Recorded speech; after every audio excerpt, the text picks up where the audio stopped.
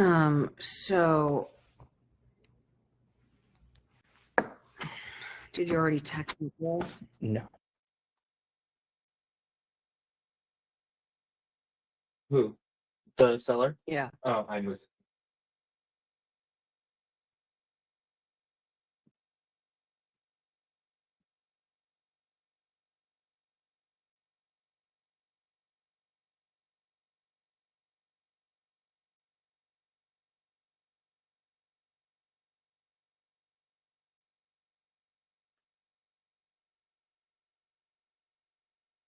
Oh, hi everyone. I'm gonna wait until everybody is on board, and then we will get started. Okay, so today we're gonna talk about how to sell yourself before selling a home. I'm first going to put this on Do Not Disturb. Welcome everybody. I've recognized many of the faces that are on here today, and so it's good to see you all. And by the way, guys, I really, really encourage all of you to throw in your chat, like any questions you might have, sort of when we get to the Q&A part of this session. But I figure we can just kind of get started. I'm going to chit chat with you guys for like 30 minutes, and then we'll take the next 20 to 30 minutes to just kind of talk through like specific questions you have that relate to the workshop that we're going to do today. So obviously, I think a really important piece of becoming a successful real estate agent is not just figuring out how to sell a house, right? There's a very, what I like to call a low barrier of entry for our business. There's thousands and thousands and thousands of agents that you're going to compete against throughout your career. And how do you sort of differentiate yourself? Well, number one is your personal brand, right? And selling yourself. And, you're not just selling houses, and you need to figure out what's going to differentiate you from your competitors. And that's how they're going to figure out who's best for them. Number two, I think building trust from the start with your clients is a very important piece to having a successful listing appointment, for example. You want them to feel confident in their agent.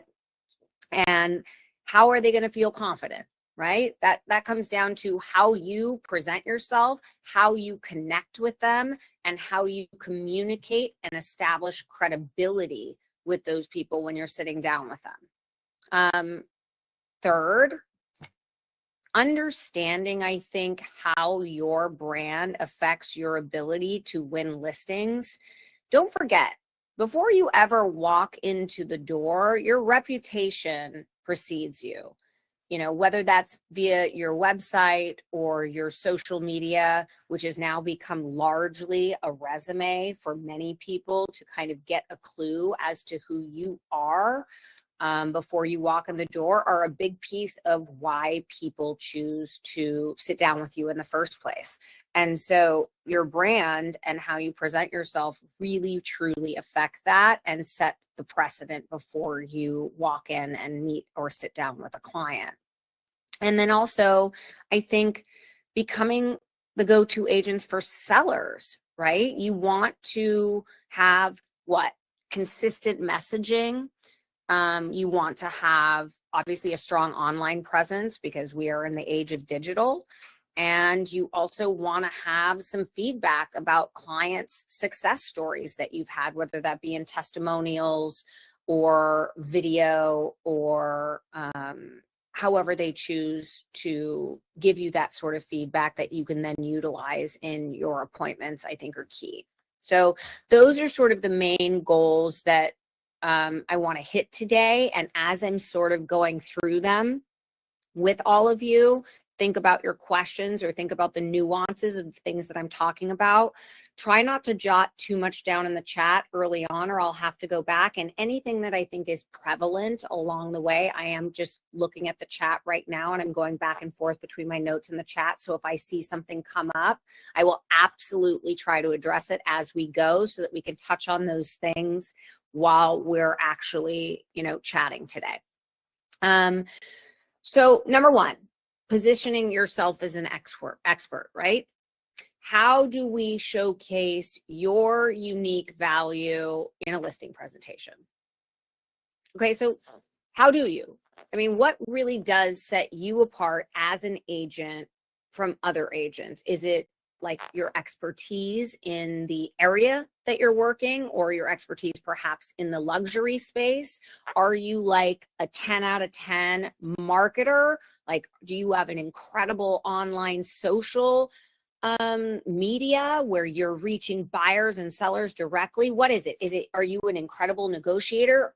Do you get 98% of list price to sale price on your listings? These are all things that showcase what makes you different than perhaps the agents that you're competing against. I don't know if many of you can identify what that is. If you can, what your strong suit is, I'd love you to pop that in the chat. I'd be curious to know of the people that are participating in this, who feels it's their actual book of business and their luxury expertise, who thinks it's the neighborhood that they specialize in, who thinks it's their marketing capability, who thinks it's their negotiation skills. I'd like to know if you guys know what those things are, because I think it's important that you always lead with that, right?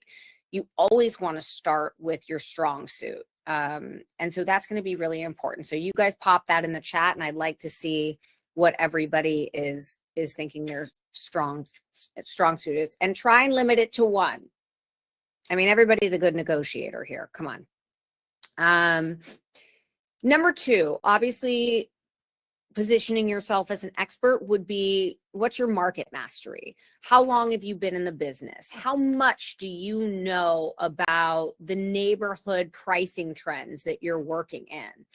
Do you have the data that sort of showcases some really good statistics that may go against what market perception in the media might be?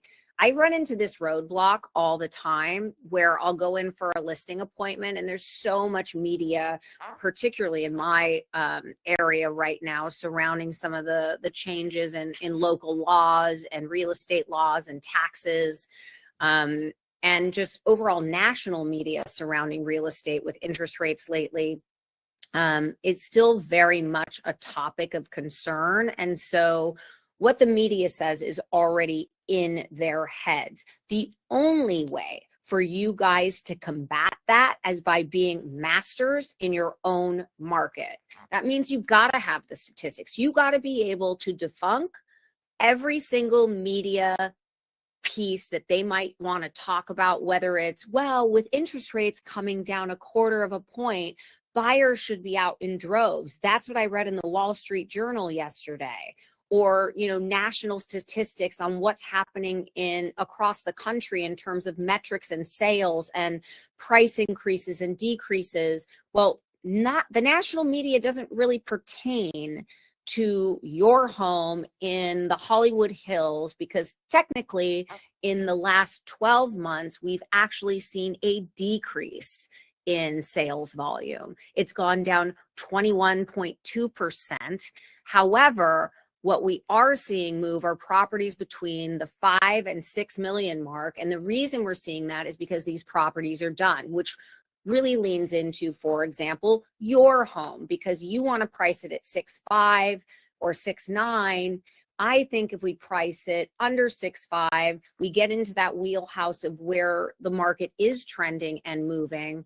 I think if you stage this and we clean it up and we list it at this number, you're going to see the return that you're looking for in a much faster time. So I'm just spitballing here and using that as an example on how to combat what might be out there in the media about what we do, because it's every single day.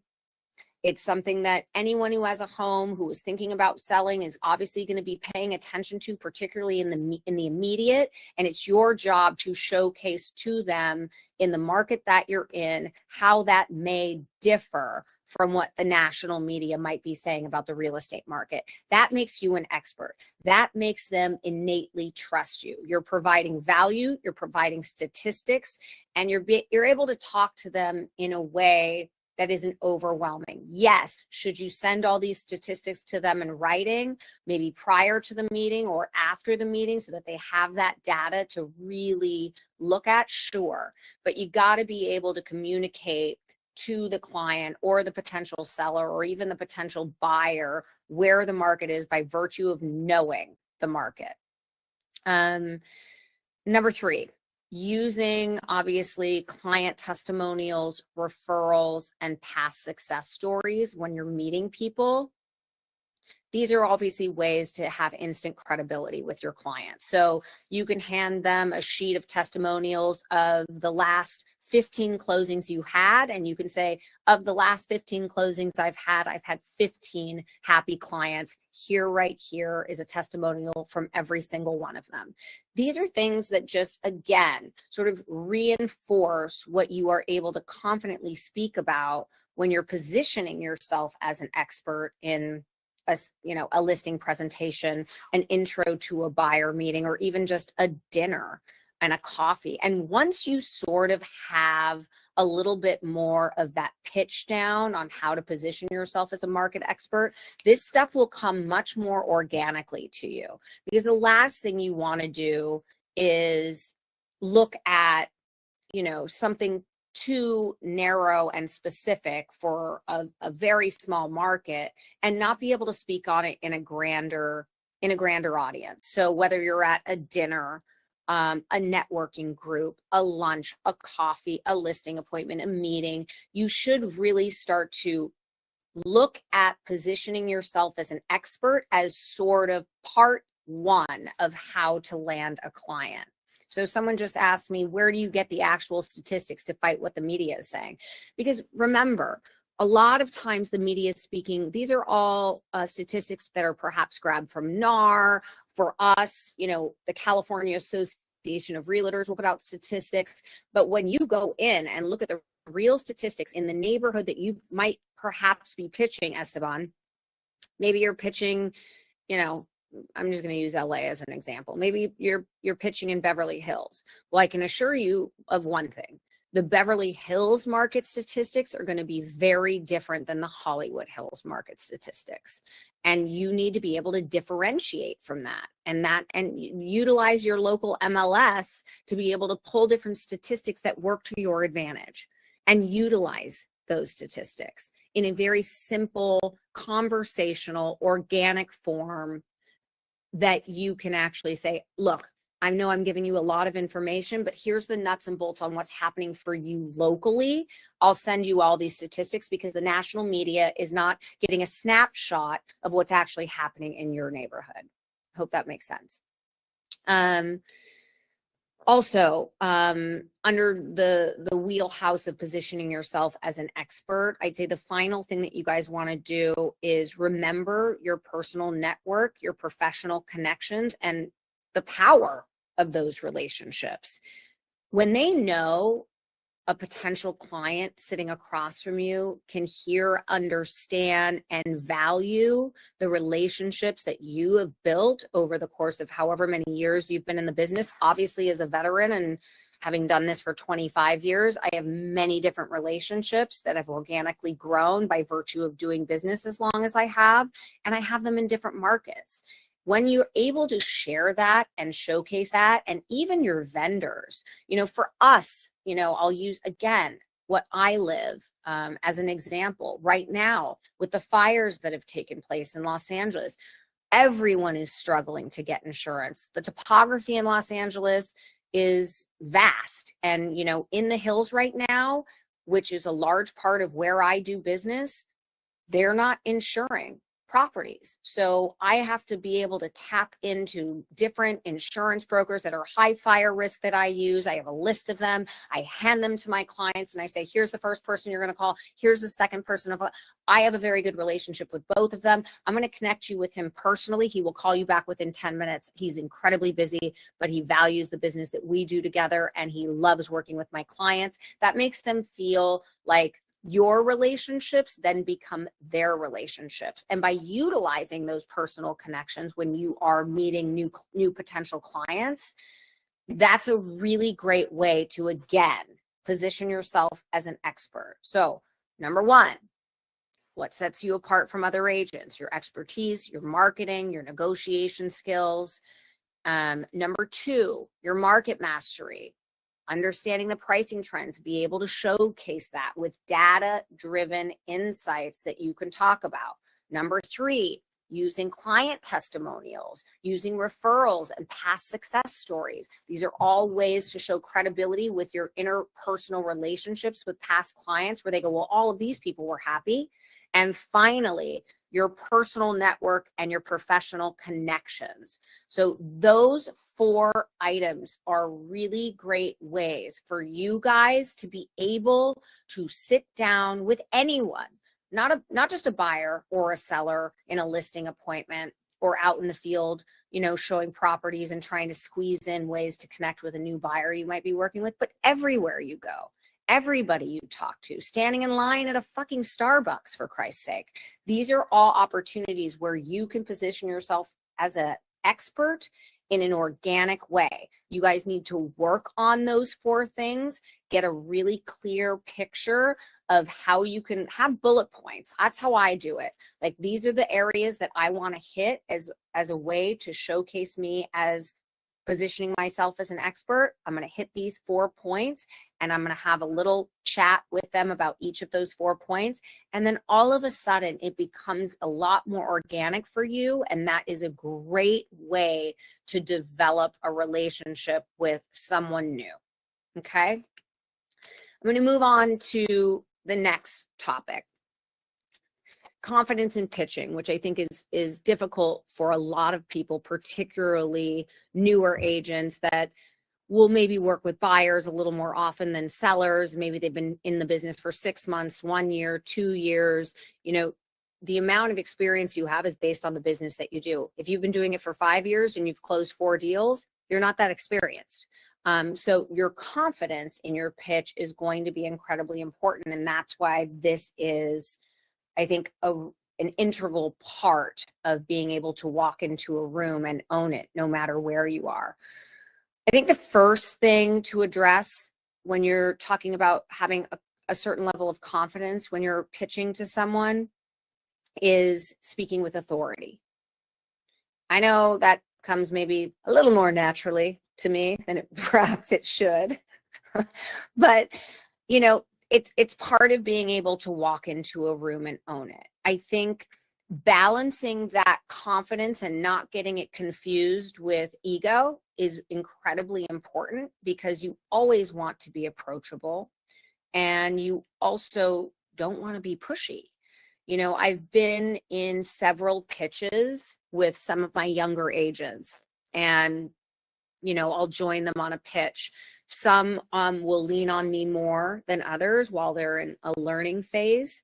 And some, attack the bull by the horns and can sometimes be a little pushier.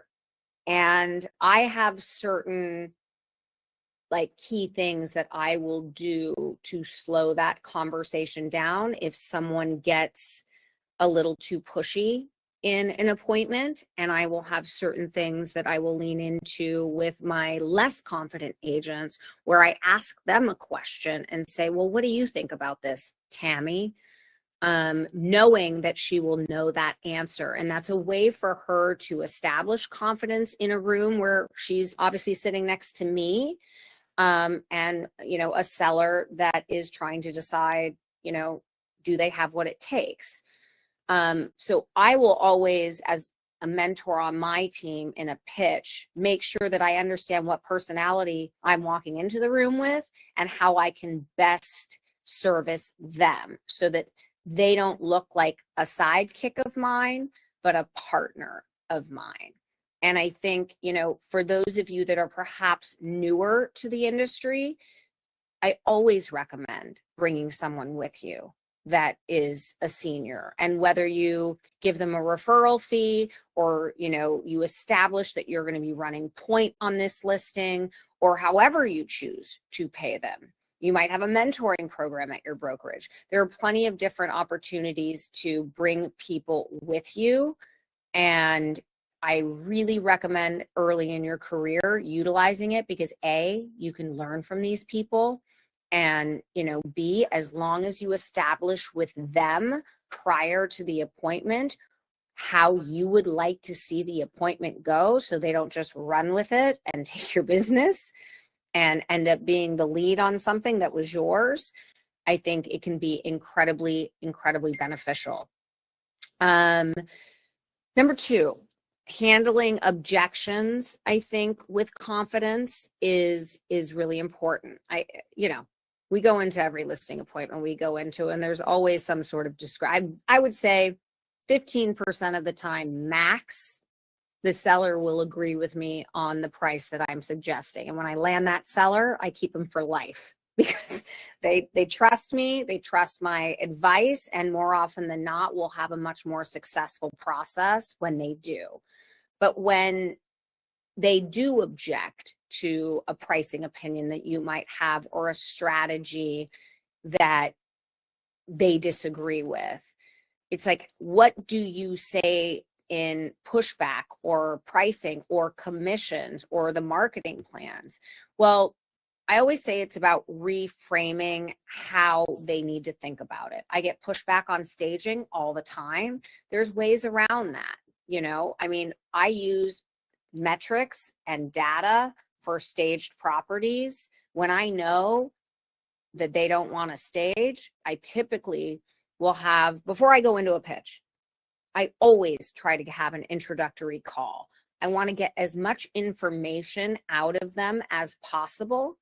And staging is always a big part of that discussion, because so many of these properties have a lot of personality that might not serve the market that you're in, and or they've moved out and they prefer it vacant. I want to know that before I go in, because if I know that staging might be a big fat question mark for them, I'm going to make sure that I bring data with me on the homes that have been staged in the neighborhood, and how much faster they sold, and how much closer in terms of list to sale price percentage that they were able to achieve. Data. This is black and white. This isn't like, here's the information, here's what we believe you should do with the property. Yes, it's going to cost you $15,000 out of pocket, $55,000 out of pocket, but we believe your house is going to sell faster and for more money than it will if you don't stage it. So it's being able to navigate it without coming off as defensive or pushy again, and being able to talk through those challenges and work with the client to come to, I guess, the best solution that works for you as the agent, because this is a partnership. Like, you're working for them for free, mind you, until you sell their property. So it really does behoove you in a partnership to be able to say, I want to sell this property for the absolute highest dollar amount possible, because it behooves you and it behooves me. And I get paid more, and I want to make you happy. The way that I feel we're going to get there is by doing X, and let's talk through why that might be challenging for you, and let's come to a solution together. And then all of a sudden they don't feel like you're pushing it down their throat.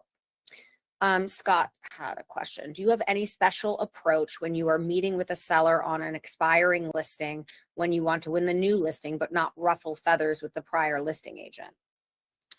Okay, well, first of all, that's a tough area, right? Because you would hope more often than not you wouldn't be calling on listings prior to them expiring, because that can be dangerous territory. If the client reached out to you, and that happens quite often when they know they have 30 days left on their listing agreement, and they're like, we're not happy, we've been with them for 6 months, we've given them the best shot, they overshot the mark on price, we've been sitting, nothing's happening, we haven't had showings, so we're reaching out to a few different agents to sit down with. Fine. I don't think you need to pick up the phone and call the current listing agent who has 3 weeks left on their listing.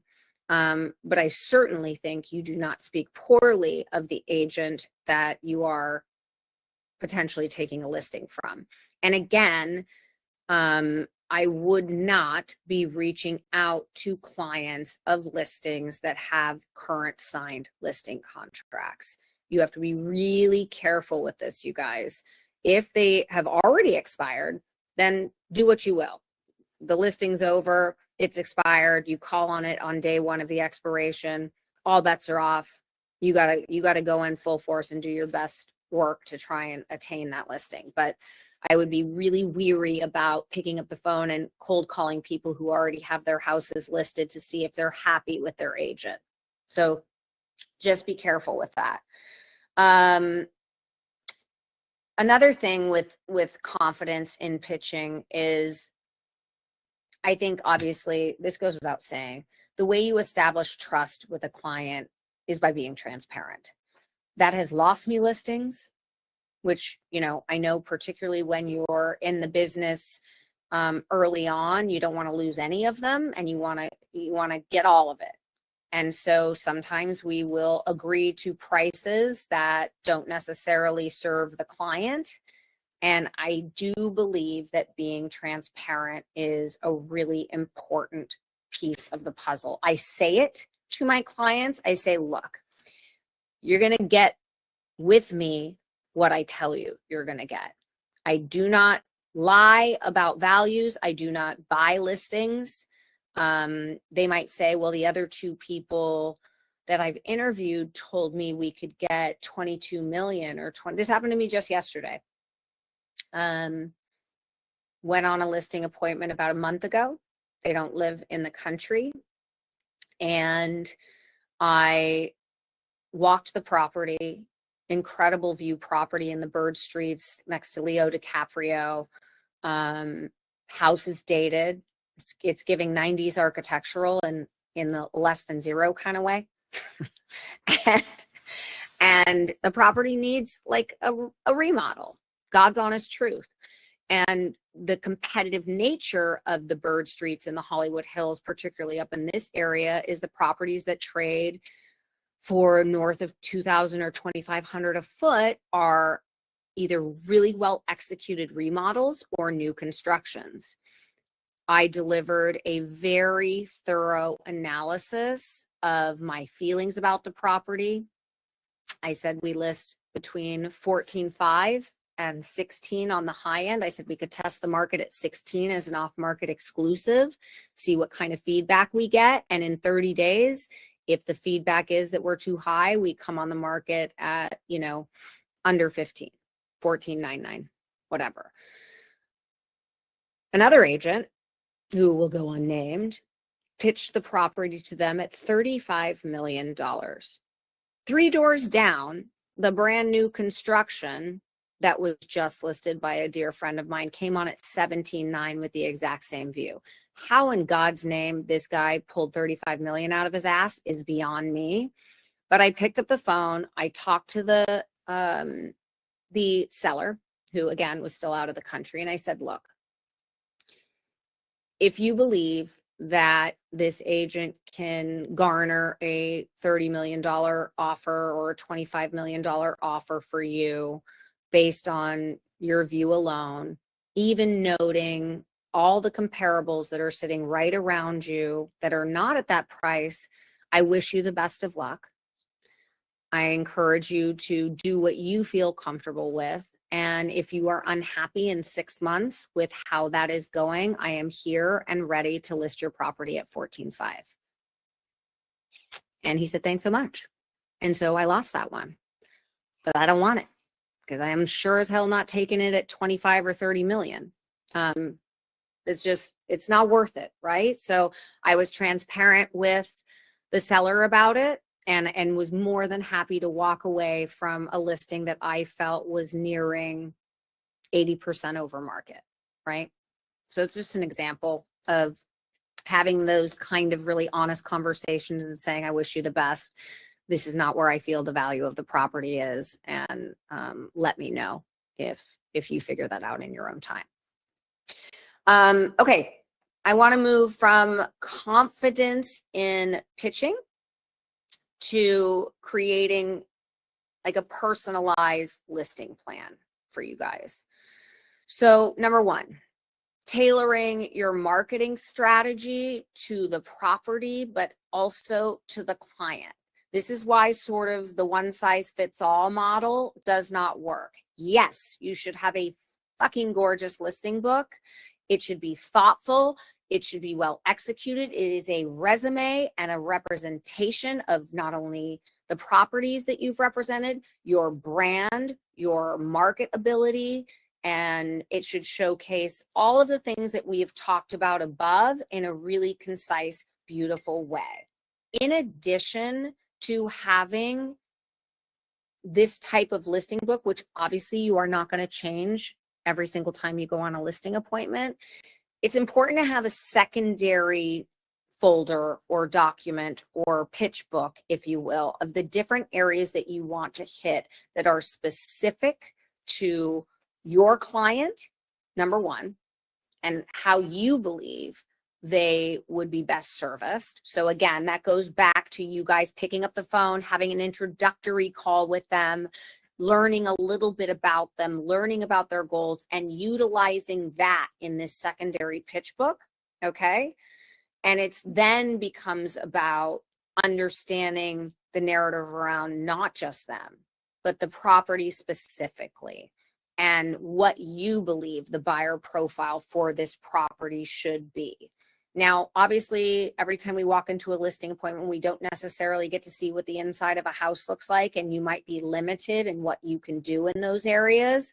But I do believe that having your major listing book that shows who you are and is your resume of success in this industry is the first piece. And then the secondary piece is tailoring it to not just the property, but more specifics on what you believe they want to hear from you and how, you know, oftentimes they'll give up information on the phone. If you ask the right questions, you guys, you're going to hear things like, you know, marketing is incredibly important to me. The last agent that I worked with on the last house that I sold basically threw it in the MLS and held 2 open houses, and then I heard from them once a month.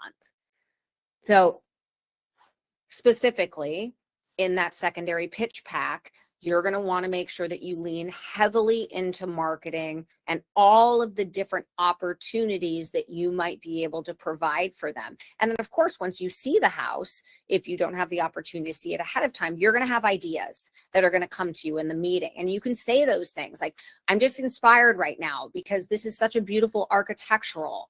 I really feel like drone footage on this one is going to be key, and doing a walkthrough video where we can feature some of the architectural elements because they're going to be hard to capture in just still photos. Little ideas. Number 2, presenting a clear, actionable item. You want to walk sellers through every step. This is absolutely a part of my listing book. We have what we call a pre-list marketing phase, then the whisper campaign, then the launch, and then we have the first 30 days calendared.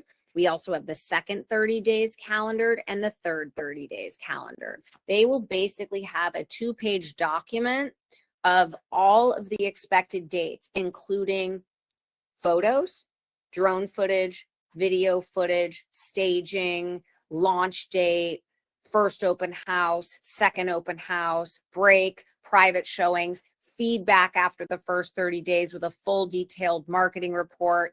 You want to like show them from a very actionable way what they are going to be receiving by working with you. And then you got to stick to it. So don't put anything in that action plan for the listing package on things that you know you can't deliver. Because if you can't deliver it, you're definitely not going to get through it. I think we have another question. How do you deal with sellers that want and ask that you and the CMA do not support? Welcome to like every single listing appointment we go in on. And likewise, how do you deal with sellers who do not want a stage or partial stage period? Would you spend on staging and get back on the sale, or do you do? I hate virtual staging. I think it's an absolute no for me. I really don't believe in it. It I think delivers a certain kind of tacky, cheap look in photos on the front end, and then they walk into a big fat empty house and they're disappointed when they show up. So virtual staging is an absolute no, but let's get to the real thing. Okay, you do your CMA, you're very clear. Let's assume you are very clear that the house needs to be priced between $1,000 and $1,200 a foot on the high end.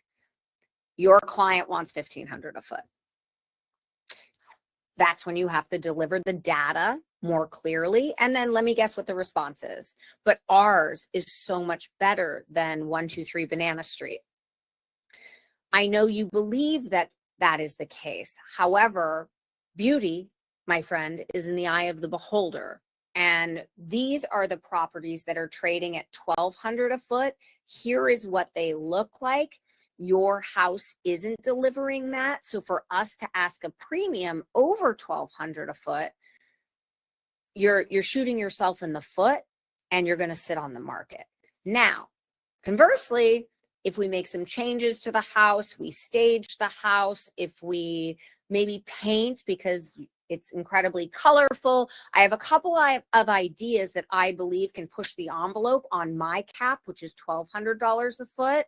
But in order to do that, I need you to work with me a little bit on making some tweaks in the pre-listing phase so that we can present your house to the market at looking its absolute best for what the buyer wants in this neighborhood. Your house is 1 bedroom short of qualifying for a family with 3, 5 bedrooms or what is selling in this neighborhood. How do we combat that? That's something we might not be able to combat. That's the argument for why you need to be at a lower price per foot. So you just got to look at the variances between where these properties that you're using as real comps are selling and why they can't stretch beyond that. Worst case scenario, if you really want the listing, sometimes you have to take it at a higher price. Make sure unequivocally that you get it in writing that if I take this listing at, let's agree, I'm at $1,200 a foot, you're at $1,500 a foot. Why don't we meet in the middle and do $1,350 a foot? I'm going to list this as an off-market exclusive for a period of 30 days. If we get the traction that we are looking for, I am happy to put it in the MLS at $1,350 a foot for the next 30 days. If we do not get the traction as an off-market exclusive and the feedback in writing from agents and showings is that we are overpriced, and while they might find value in it closer to $1,000 a foot, I will deliver that information to you, and then I would say we cannot go into the MLS at the price that we are currently at, and we need to get under $1,200 a foot. And you get it in writing that you will revisit that price at 30 days, because you will be surprised how many sellers forget conversations that they so clearly had when you are agreeing to work with them on their number, and 30 days later, you bring up that discussion that they conveniently have amnesia about. So just make sure that you get, that type of agreement in writing with your clients if you are going to take listings higher than you see are worthy. Kathy just asked, do you use accurately priced active and pending listings as well? Absolutely. When I'm running comps, it's not just the sales that have taken place, if we're lucky, in the last 3 months, but in the last 6 months or the last year, if you have to search further back. It's also important to know what's pending, and it's important to know what your competition is. The active inventory, if you've got 5 done houses, for example, like we were just talking about, They're all 5 active houses that are all done view properties that are contemporary, traditional, Spanish, whatever they are. They're renovated, and those are all sitting at $1,200 a foot. There's another argument that you can't be higher than $1,200 a foot. These active listings are what you're competing against. And while you might have arguably a better view than those 5 active listings, does that quantify a $300 per foot markup in price when those houses don't need work and yours does? On to the next. How do you make sellers feel confident in your ability to sell their property?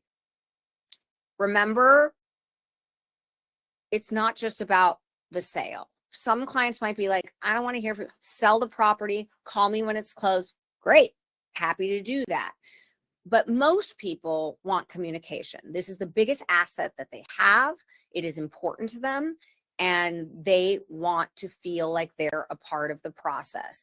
I would rather over communicate and share with them how I communicate in writing to them on a weekly basis with follow-ups after every showing on top of my check-in weekly, where I chat with them for 10 minutes. Here's the update. Here's what happened with all the follow through at the end of this week. We're still waiting on, showing number 2 from the person that was interested from Monday. Just wanted to, share with you, we're going to be open next week. Don't forget. That kind of communication makes them feel like they're much more a part of the process. And those are moments when you're checking in with the clients and making them feel like they're a part of the listing process and a part of the active listing process, that they're included.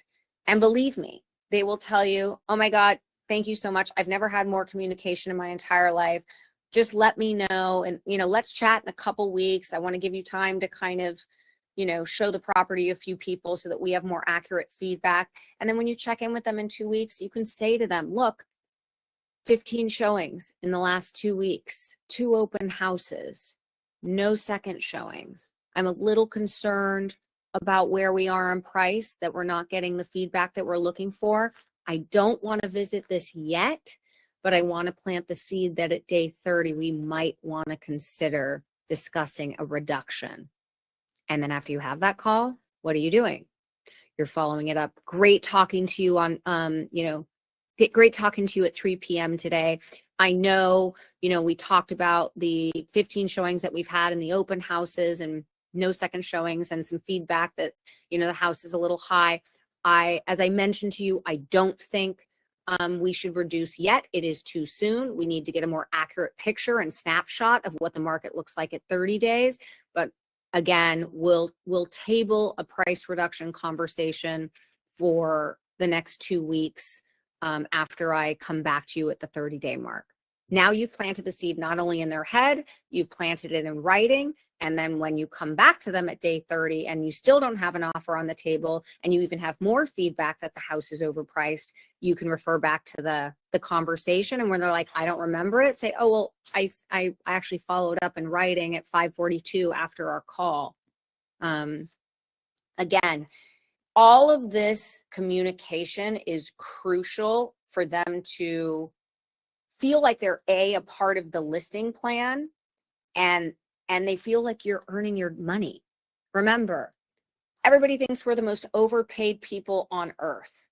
When we close something too fast, we just earned 2.5% or 3% and barely did any work.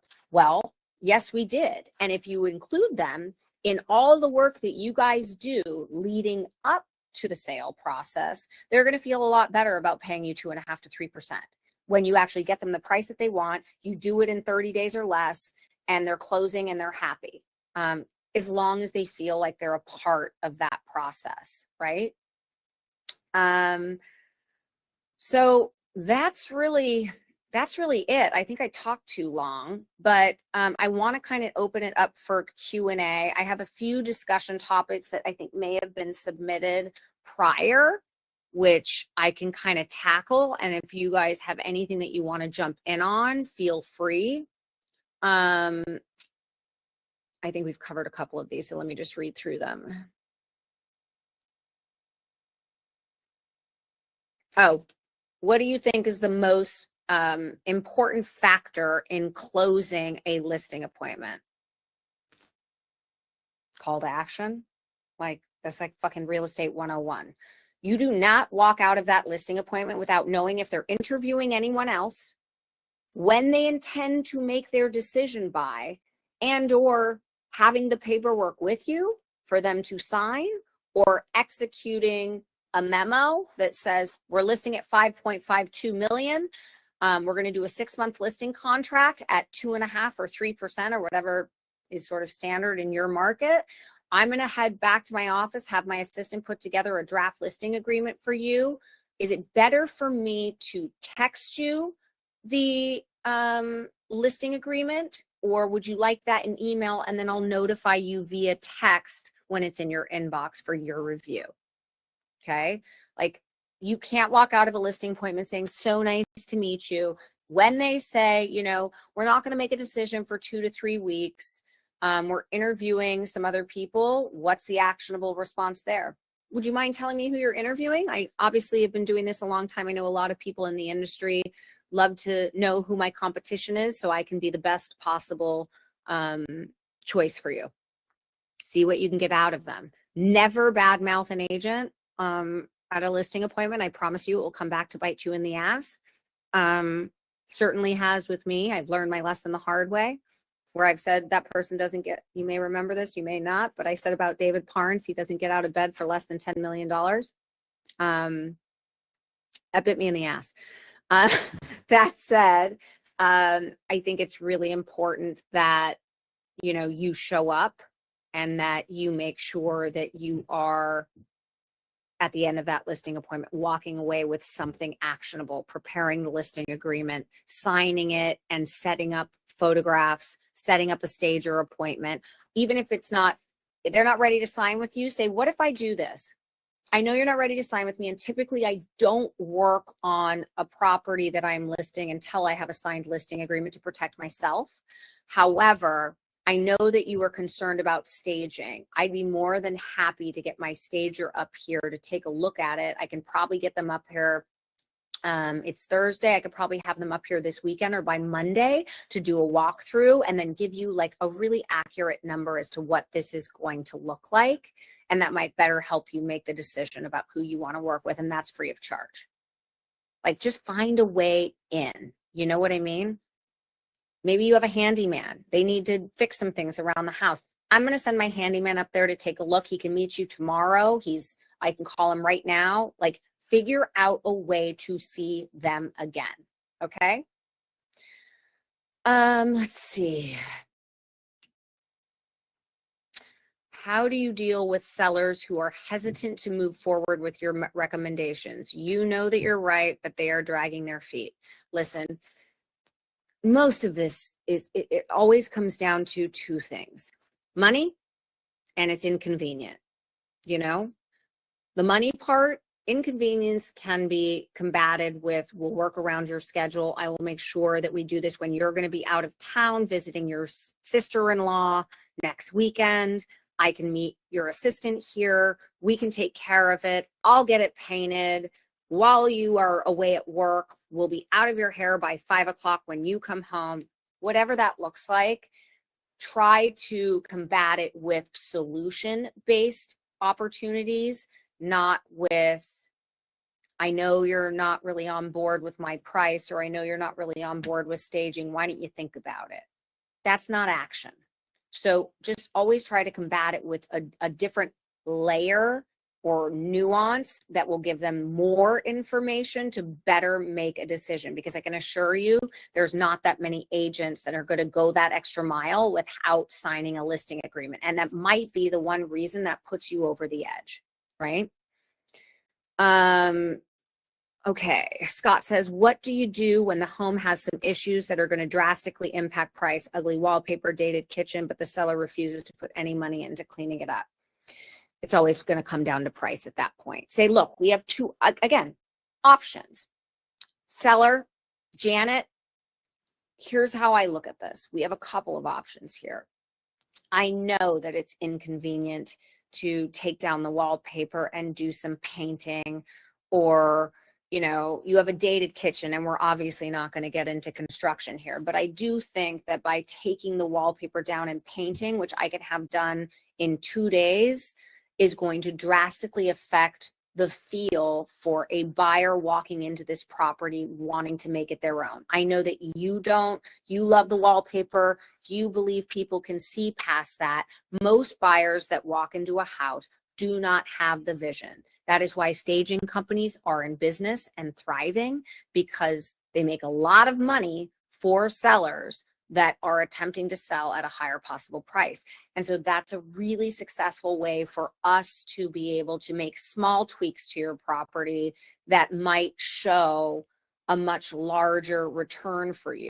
I get it. You don't want to rip the kitchen counters out. You don't want to paint the cabinets, but I do think that by making this small change is a very nominal cost, very not invasive for you whatsoever. And I can have that done with my team in under a week, and you can be ready for market. And, you know, as far as the kitchen goes, I think we need to come down a little bit on price. You can make this small improvement here, and we might have to make an adjustment, you know, during the negotiation to let the buyers know that we understand that the kitchen isn't updated, and then that's an expense that the buyer is going to have to take on.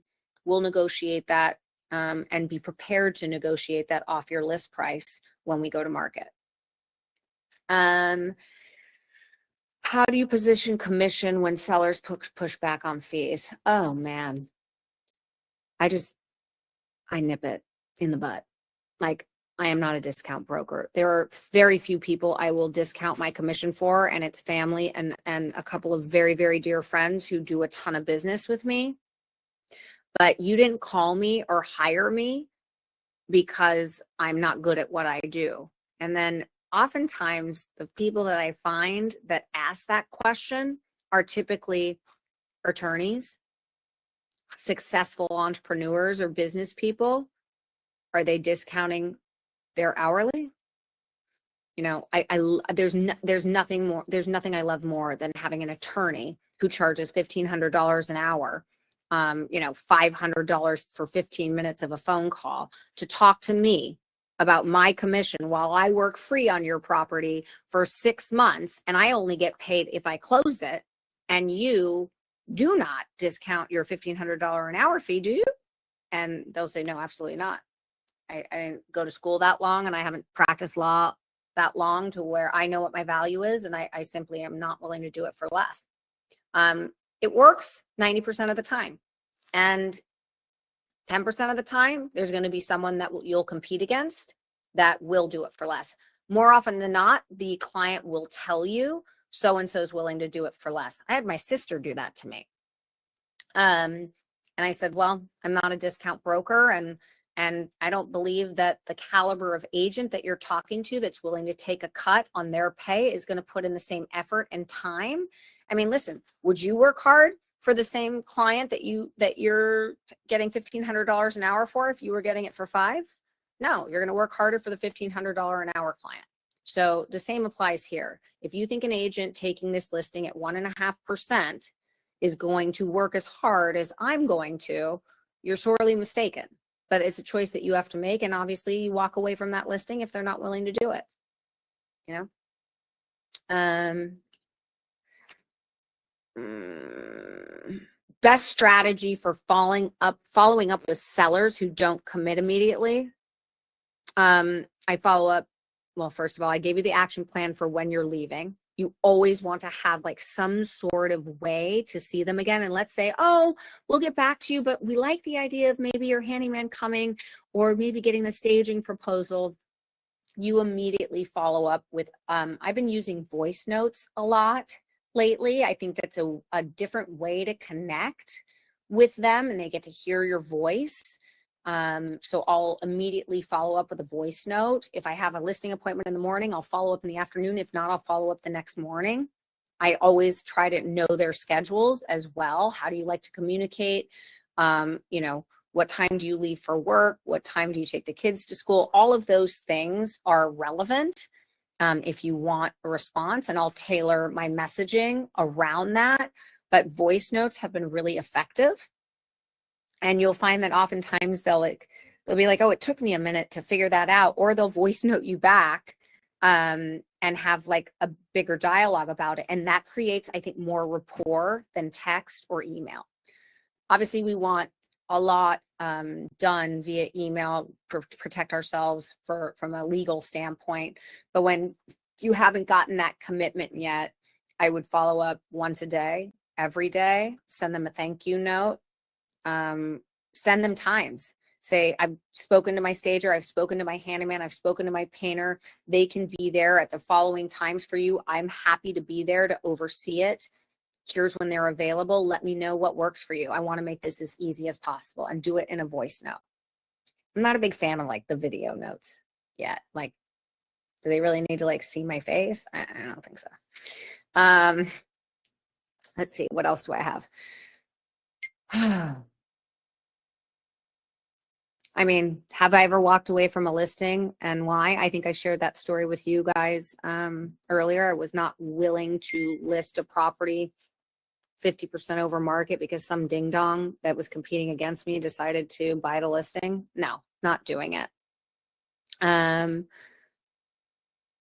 do you handle sellers that try to micromanage the sales process? That is such an interesting question. Some people and clients are control freaks. I might be one of them. I mean, in the sale of my own house, I actually wasn't, but I understand what that type of client is like. And I've worked with many of them. I think just keeping them informed, and also remembering this is like a personality thing. You have to know and understand the client that you're dealing with and how they work. If you know you have a micromanager or someone feels like they know better than you, then it's your job to make everything you do feel like it is their idea. Great idea, Bob. Why don't we wait until the 31st of the month to consider a price reduction? You know, Bob, you were right. You were talking to me about that contingency period or the due diligence period or the option period, and you don't think they're going to make it. You know what? You're probably right. Here's what we could do. I could reach out to them and say that you have concerns about it and that your concerns need to be heard, and that we want to guarantee from them that they're not going to go beyond 3 days past the option period. Would that make you feel better, Bob? They need to feel like they're in control on some level. And I've dealt with many of these people, and it's just about flipping the script a little bit and taking like your power broker. I've got this. I've got it under control for you. I've got you covered. You don't have to worry about a thing. I'm bending over backwards for you, and kind of giving the ball to them a little bit, putting them in the power position.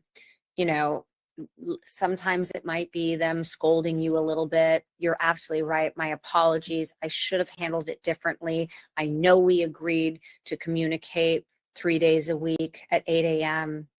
every Monday, Wednesday, and Friday, and I couldn't get to it. It won't happen again. These are the types of things that when you're in sales, you have to kind of suck it up, and it's a punch to the gut, and it's a little bit of like, I cannot believe I have to deal with this kind of bullshit with my level of experience, but this is the client that I signed up to represent, and I have to tailor my process to their needs. And that sometimes means we have to eat crow. It's just the nature of the business. And then you pray to God that you priced it correctly so that you don't have to deal with them for 6 months. Let's see, a couple more questions and then we'll wrap up.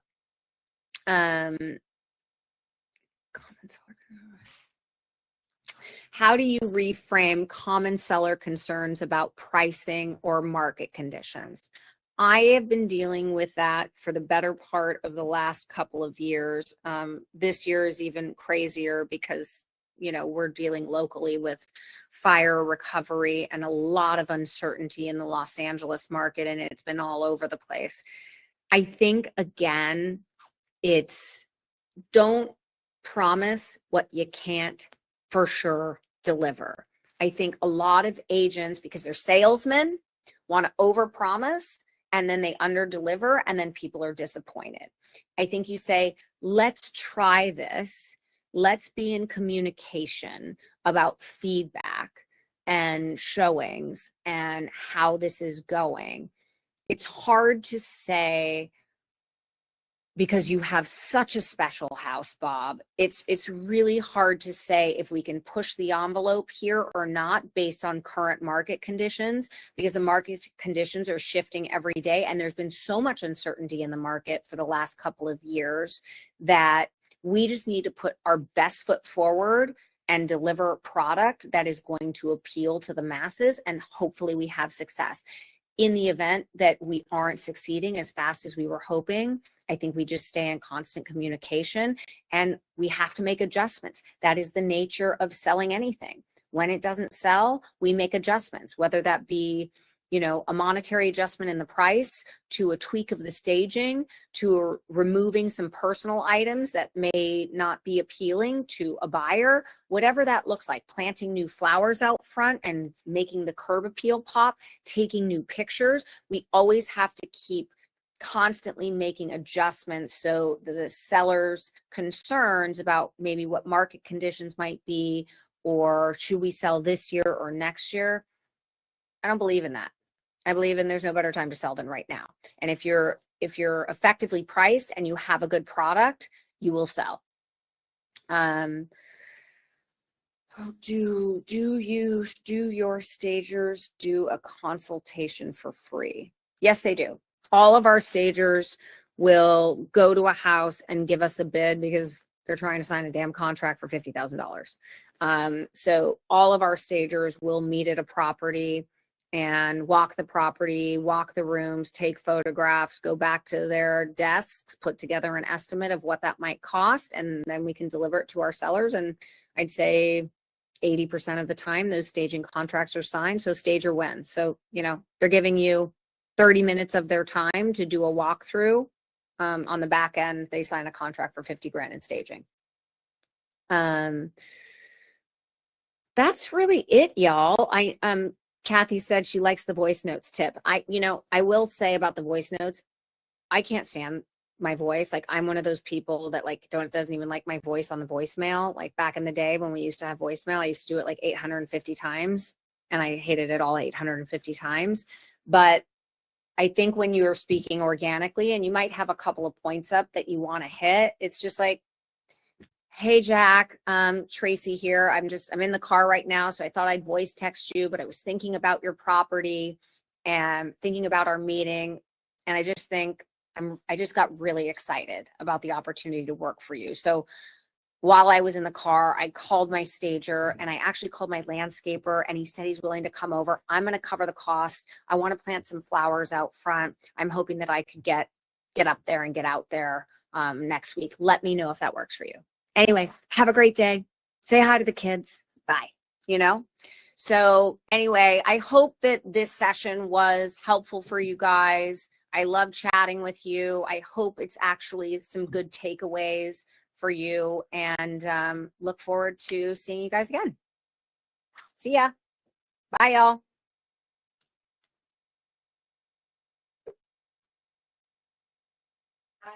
Bye, y'all.